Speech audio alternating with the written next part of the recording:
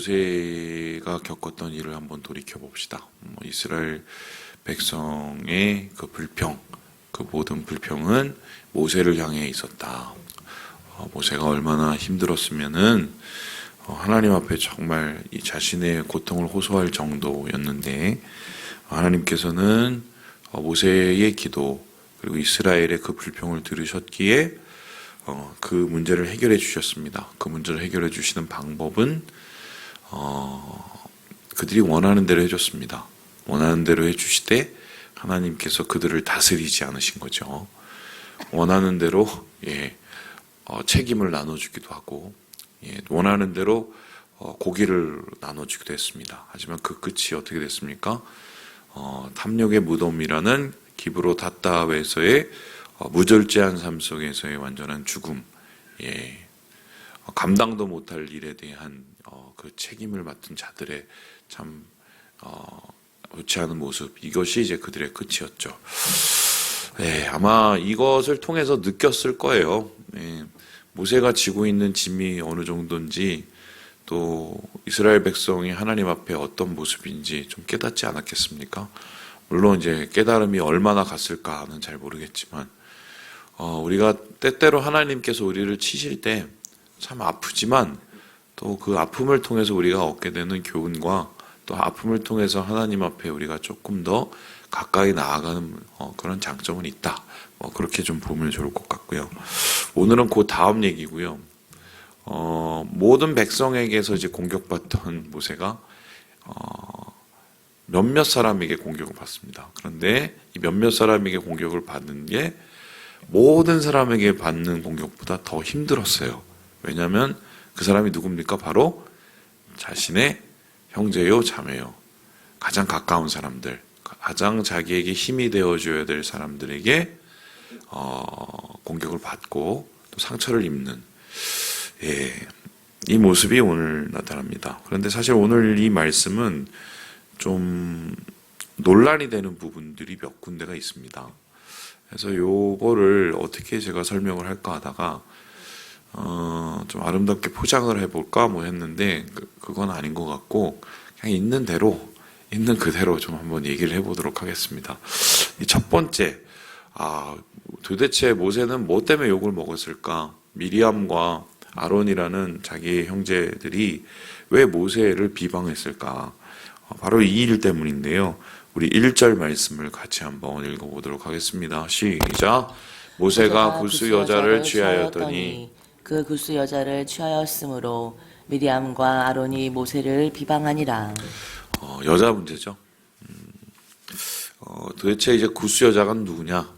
근데 구스 여자를 취했는데 왜 모세가 화를 내느냐? 왜 비방을 받았느냐? 이 얘기인데,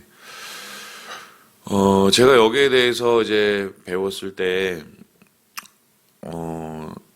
최대한 이제 모세의 입장이 되어서 모세를 변호해 주려는 이제 교수님들이었기 때문에 어떻게 얘기를 하셨냐면은, 이 구스 여자가, 구스가 이제 지금으로 말하자면 이디오피아에 해당되거든요. 근데 그 구스라고 읽을 수도 있지만 굴샴이라고 읽을 수도 있기 때문에 이게 이제 미디안 족속하고 관련이 된다는 거예요. 그래서 이제 구스 여자는 다름 아니라 그 모세의 그 부인 십보라를 의미하고, 십보라가 요 전에 보면은 한 1년 전에 이제 모세랑 찢어졌다가 에르드를 데리고 이제 오지 않습니까? 그래서 이드로가 이제 데리고 오죠. 그 장인. 그러면서 이제 같이 살다가 소위 말해서 미리암하고 이 십보라하고 그 유명한 시누 관계잖아요. 시누 관계. 그래서 시누의 관계라 싸웠다. 그래서 거기에 대해서 이제 모세가 굉장히 곤혹해 한 거다. 이렇게 이제 얘기를 해서 이제 집안 문제로 풀려고 했습니다. 완전히 다 틀린 얘기는 아니지만 맞지도 않죠. 왜냐하면은 만일에 십보라의 얘기를 한다면 왜 두 번을 얘기를 하겠어요? 십보라 그럼 그때 데려왔었을 때 어떤 일이 일어났던가, 아니면 거기에 대해서 비방을 했을 텐데, 지금은 구스 여자라고 분명히 이야기를 하고 있단 말이죠.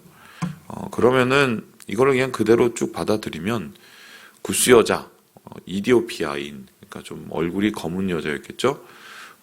그 흑인 여성을 또 취한 거니까 첩으로 둔 겁니다. 첩으로. 네. 그게 그렇게 가정해 볼 수 있어요. 그러면은 이 당시에 그러면 배경은 어떻게 됐느냐? 일부 다처제가 허용이 되던 시기죠. 그죠? 지금처럼 뭐 일부 일처제, 물론 성경은 일부 일처제를 얘기하지만 아브라함도 셋이었죠. 셋. 그죠? 그래서 일부 다처가 허용이 된 시기입니다. 그렇기 때문에 새 장가를 둔 거죠. 뭐 그렇게 볼 수 있어요. 그러니까 이제 아니 60만 명을 넘게 이끄는 지도자가 어떻게 그럴 수가 있어. 그러면서 이제 이제 따가운 눈총을 받게 되는 거죠. 그리고 이제 그런 집안의 일하고도 연결이 되기 때문에 뭐 그냥 뭐 미리암이라는 누이가 거기에 대해서 한 말하고 또 괴롭히고 이렇게 된 거죠. 그래서 이 일이 어떻게 이루어지느냐? 2절에 보면 이런 말이 나옵니다. 그들이 이르되 여호와께서 모세와만 말씀하셨느냐? 우리와도 말씀하지 아니하셨느냐? 하며 이렇게 얘기합니다.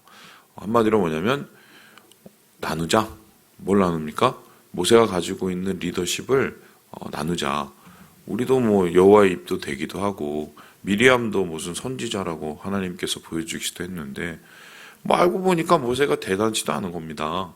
뭐 우리는 대단하다고 봤는데 보니까 뭐 첩도 드리고 또 하필이면은 같은 뭐 이 이스라엘 사람들도 아니고 구스 여자를 이방인 여자를 드렸으니 뭐 내가 볼 때는 뭐 별로 뭐 아닌 것 같아 이렇게 생각을 하면서 야, 이럴 바에야 우리 그냥 같이 3등분 해갖고 모세의 권한을 나누자 뭐 이 얘기를 하는 겁니다. 일종의 이제 파워 게임이 일어나기 시작하는 거죠. 그래서 이 일 후에 그러한 양상이 좀 심각하게 돌아간 것 같은데요. 그래서 3절에 이렇게 이야기를 하고 있습니다. 우리 같이 한번 3절을 같이 한번 읽어보도록 하겠습니다. 시작. 이 사람 모세는 온유함이 지면의 모든 사람보다 더하더라. 이것 때문에 또 구약 신학 배울 때 난리가 났었죠. 모세오경. 왜냐하면 모세오경을 누가 썼습니까? 모세가 썼다고 우리는 믿습니다. 그죠? 근데 모세가 자기를 가리켜서 뭐라고 합니까? 나는 온유함이 세상에서 최고야 이러고 자기 자신을 이제 칭찬하고 있는 거죠. 이제 그러면서 이게 어떤 단서가 되냐면 이제 성경학자들의 대부분은 이 모세오경을 모세가 직접 쓴 게 아니라 모세가 남겨놓았던 여러 말들이나 기록들을 이렇게 다 나중에 모세가 죽은 후에 모았을 거 아니에요. 이제 그걸 모아서 뭐 여호수아나 뭐 뒤에 있는 여호수아에 의해서 쓴 누군가가 이걸 정리했겠죠.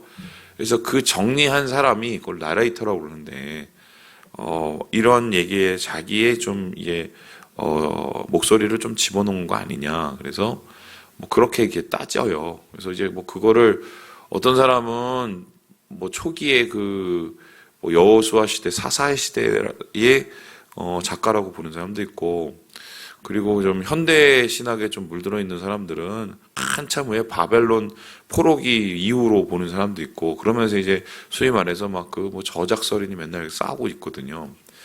그런데 이제 그런 게 이제 귀찮으니까 이제 교수님이 뭐라고 우리에게 얘기해 주냐면, 이분은 이제 상당히 보수적인 분이셨는데 이게 자기 자신에 대한 한탄이라는 거예요. 그래서 이런 거예요. 아유, 이 사람 모세 참 온유함이라는 뜻이 이게 뭐 누추하다는 뜻도 되거든요. 얼마나 누추한지 모르겠어. 세상에서 제일 누추해. 이렇게 자기 자신을 한탄했다는 거예요. 뭐 그렇게 볼 수도 있지만 어디까지나 이걸 보면은 결론적으로 뭐냐면 모세가 자기 자신에 대해서 얘기한 게 아니라 모세의 모습을 가지고 본 사람이 얘기한 거죠. 그러면은 모세가 그러면 이 일에 어떻게 대처를 했느냐? 아무 말도 안 했습니다. 누이와 또 자기 형제가 자기한테 어떻게 도전을 한 거죠. 아니 보니까 아무것도 아닌 것 같은데 우리랑 나눠, 권력을 나눠 이렇게 얘기를 했었을 때 싸우지도 않고 또 거기에 대해서 답을 달지도 않고 가만히 있었습니다. 가만히 있었던 이유가 무엇일까? 집안 싸움이니까 아마 그랬을 수도 있겠고요. 아니면은 정말 자기가 잘못해서 그럴 수도 있습니다. 그 여자를 사랑해서 그럴 수도 있죠. 아니면은 제 생각엔 그거 같은데 덕이 안 되니까 공동체에. 그래서 아마 이것을 기도함으로 조용히 풀어나가려고 했던 것 같아요. 그런데 중요한 것은 이것을 하나님께서 보시고 계셨고 듣고 계셨다는 거죠. 그리고 이제 하나님께서 이 일을 해결을 해주시는데요. 자, 그럼 하나님이 어떻게 해결을 해주셨는가? 우리 함께 같이 7절의 말씀을 읽어보겠습니다. 8절 읽어보죠. 8절 읽어보겠습니다. 시작. 그와는 내가 대면하여 명백히 말하고 은밀한 말로 하지 아니하며 그는 또 여호와의 형상을 보고는 너희가 어찌하여 내 종 모세에 비방하기를 두려워하지 아니하느냐. 세 사람을 조용히 부릅니다. 조용히 불러서 한 명씩 한 명씩 데리고 들어가요. 하나님이 개인 명담하신 거죠. 그럼 어떡합니까? 그래, 니네 말이 맞아. 뭐가 맞습니까? 그래, 내가 꿈으로도 보여주고 그리고 환상으로도 하고 뭐 그렇게 말하기도 하는데 니네랑 모세랑은 급이 달라. 이렇게 얘기해요. 급이 달라. 왜 급이 다르냐? 모세는 나한테 온전히 충성한 자라고 7절에 얘기하고 8절에 보니까 나는 모세한테 꿈이나 환상으로 얘기하는 게 아니라 명백하게 말한다고 그래요. 가감 없이 얘기한다고 합니다. 그리고 하나님께서는 모세가 이스라엘 백성 중에 유일하게 나를 본 사람이야 라고 얘기합니다. 그래서 아시죠? 모세가 하나님의 형상을 본 게 아니라 하나님의 그 뒷자취를 본 거죠. 그것만 보고도 얼굴이 막 영광 속에 묻혀서 수건을 감고 다닐 정도였죠. 야, 모세하고 너희하고 급이 같지가 않아. 달라. 그래서 막말로 개기지 마. 이런 거예요. 그러면서 이제 하나님께서 tum을 쳤어요. 그러면서 그냥 끝나기가 그러니까 이 하나님께서 진노의 표시를 좀 보여주십니다. 일종의 이제 경고죠. 그 경고가 뭐였습니까? 10절을 한번 우리 같이 읽어볼까요? 아론이 미리암을 본 중 뭐에 걸렸어요? 나병에. 나병에 걸린 이유는 나병에 걸렸으면 진중에서 떨어져 갖고 사람들에게 격리를 당하죠. 그걸 모를 수가 없어요, 사람들이. 그래서 부끄럽게 하신 겁니다. 그래서 한 7일 만에 이게 모세의 중재의 기도로 낫게 되긴 하지만 뭐 리더십을 얘기하다가 자기의 권위나 명예가 엄청나게 실추게 되는 뭐 이 일을 이 미리암이 당하게 되는 거죠. 자, 그렇다면 질문을 한번 해보겠습니다. 모세가 억울해서 하나님께서 그 억울함을 해결해 주시기 위해서 미리암을 이렇게 처벌하셨던 것일까? 만일에 그게 아니라면 어떡할까요? 진짜 모세가 그 수여자를 두는 것이 물론 그 당시에 관례상 완전 죄는 아니지만 그래도 그렇게 모범적인 일은 아니었다고 우리가 가정을 해본다면 실수예요. 실수. 막 대단한 실수는 아니지만 실수라고 쳐봅시다. 실수를 한 거예요. 그럼 실수한 거에 대해서 그 형제들이 옆에서 그렇게 하면 안 되잖아. 야, 그거 똑바로 못할래? 그러면서 일종의 거기에 대한 뭐예요? 멘트를 한 거죠. 멘션을 한 거예요. 그리고 야, 그렇게 할 바에는 차라리 우리랑 나눠. 제안을 한 거예요. 저는 어떤 의미에서는 미리암이나 아론이 한 얘기가 틀리지 않다고 생각합니다. 어떤 리더가 있어요. 근데 그 리더가 있는데 실수를 한 거예요. 답답한 거예요. 자기가 보면 더 잘할 것 같은 거지. 그래서 어떻게 해요? 왜 그렇게 했어? 그렇게 하면 안 되잖아. 내가 보기에는 그거 옳지 못한 행동 같아. 더 잘할 수도 있는 것 같은데 내가 하면 더 잘할 것 같은데 그럴 바에는 차라리 좀 나눠. 이렇게 얘기를 한 거예요. 그런데 하나님이 여기에 대해서 어떻게 합니까? 개기지 마. 급이 달라. 이러면서 모세 편을 들어줬어요. 그러면은 진짜 예전에 목사님들이 설교하는 것처럼 이런 게 맞나요? 주의 종은 건드리면 안 된다. 그게 맞나요? 예? 저 건드리지 마세요. 이거 맞아요? 건드린 사람은 다 나병에 걸려. 뭐 이 얘기가 맞나요? 물론 뭐 그렇게 해석을 할 수도 있어요. 근데 저는 조금 다르게 봤는데요. 이게 뭐예요? 모세의 실수라고 가정을 해본다면 왜 하나님께서는 이 실수를 가려주셨을까? 왜 하나님께서는 이 실수에 대해서 오히려 미리암을 처벌하셨을까? 그걸 한번 물어보는 거죠. 한번. 자, 그러면 반대로 한번 생각을 해봅시다. 하나님이 미리암의 손을 한번 들어줬어요. 그렇게 한번 우리가 생각해 보자고요. 야, 내가 들어보니까 모세 네가 실수한 거 맞아. 어떻게 그 많은 여자 중에 그런 여자를 택하고, 어떻게 너 그리고 10보라도 있는데 나이 들었다고 젊은 여자 만나고 너 그러면 안 되잖아. 다른 사람은 그래도 너는 그러면 안 되지. 너 미리암하고 너 나눠. 그래서 한번 권리를 자기 권한을 나눴다고 생각을 해봅시다. 여러분 어떻게 됐을까요? 이스라엘 공동체가 어떻게 됐을 것 같아요? 개판됩니다. 안 그래도 60만 혹은 100만을 데리고 지금 광야에서 이렇게 다니면서 고기 달라, 뭐 달라, 다리 아프다, 추워 죽겠다. 지금 그러고 앉았는데 모세가 거기에 대한 어떤 스트레스나 그게 엄청나게 그걸 하루하루 버티면서 살아가는데 이건 사랑하지 않으면 못하거든요. 그런 사람을 뻔히 상황을 알면서 너 좀 잘못했어. 셋 나눠. 그러면 제가 볼 때는 그 다음 날부터 어떤 일이 일어나느냐. 미리암 편, 아론 편, 모세 편. 아마 이스라엘이 3등분이 났을 거예요. 맨 처음에는 뭐 상의해서 잘 다녔겠죠. 좀 시간이 지나면 어떻게 해요? 갈등의 원인이 안 생기겠어요? 그럼 어떻게 해요? 야, 내가 생각할 때는 이쪽 가는 거 아닌 것 같아. 나 저쪽 갈래.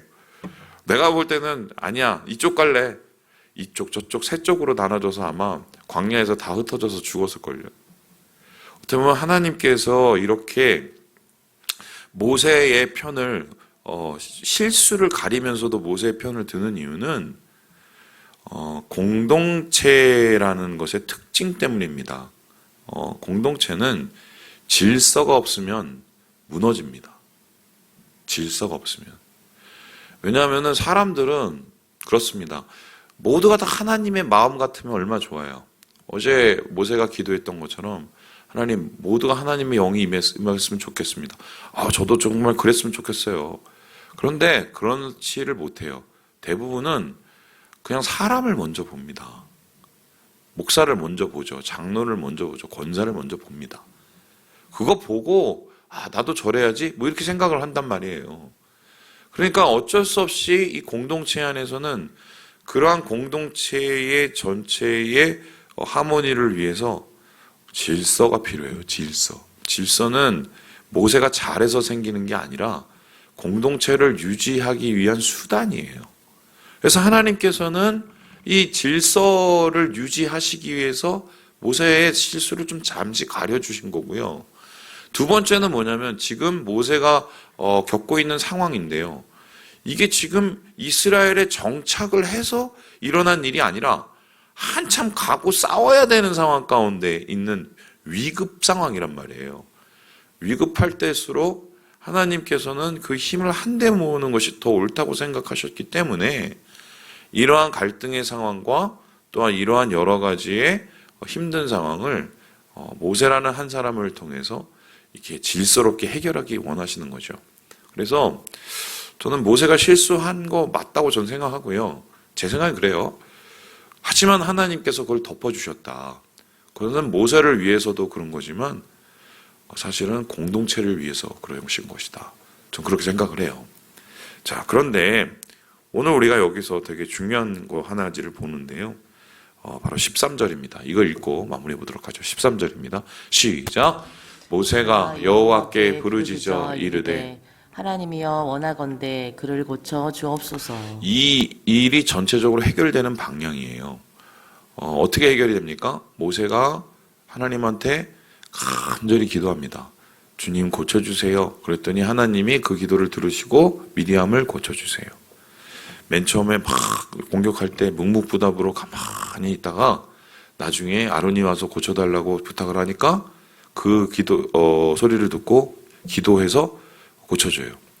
자, 그렇다면 왜 하나님께서 지금 이러한 문제의 해결의 방법을 원하셨을까? 저는 그것도 이렇게 생각하는데요. 맨 처음에는 아마 기분이 좋았을지도 모르겠어요. 나를 그렇게 구박하더니 봐. 내가 그럴 줄 알았어. 얼굴에 저 나병 다 든 거 봐. 아마 그랬을지도 있겠어. 제가 일단 모세는 안 그랬을 것 같아요. 그런데 이틀이 되고 3일이 되고 4일이 됩니다. 아론이 찾아와요. 야, 이거 심각한 거 아니야? 모세도 마음이 편했겠어요. 자기 누이인데 어렸을 때부터 자기와 함께하고 자기를 키워주던 누이인데 마음이 아픈 거죠. 그리고 한편에서 어떤 마음이 듭니까? 내가 잘했어야 되는데 나 때문에 저 누이가 이렇게 힘들구나 라는 생각을 안 했겠어요? 아마 이렇게 하나님 앞에 부르짖어 기도할 때는 분명한 자기 반성의 기도도 분명히 있었을 거예요. 그러면서 그를 위해서 간구하고 기도하고 그를 사랑하는 것이 회복이 될 때 하나님께서는 그 기도를 통해서 미리암을 고쳐주시고 어떤 일을 합니까? 그 셋 사이에 남매 사이에 갈라졌던 틈들을 서로에 대한 사랑과 하나님에 대한 은혜로 이렇게 채워지는 거죠. 아름다운 결말, 그죠? 하나님 참 대단하신 것 같아요, 정말. 이런 갈등을 해결하시는 방법이 참 대단하다. 자, 그럼 오늘 말씀을 통해서 우리가 배워야 될 게 뭐겠습니까? 질서가 되게 중요하다. 기억하시고, 남의 불행을 나의 행복과 기쁨으로 삼으면 안 된다. 주님이 원하시는 것은 우리가 한 마음으로 서로를 돌아보고 자신을 돌아보는 것이다. 좀 이런 것을 좀 생각하시고요. 주님 안에서의 은혜를 누리시는 우리 모든 형제 자매들 되시길 주님의 이름으로 축원합니다.